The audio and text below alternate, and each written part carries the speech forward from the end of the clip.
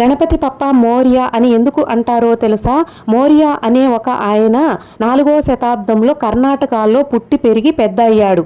ఆయనకు వినాయకుడు అంటే ఎంతో భక్తి ప్రేమ. ప్రపంచంలో ఉన్న వినాయకుడు ఆలయాలు అన్నిటినీ కూడా సందర్శించాడు.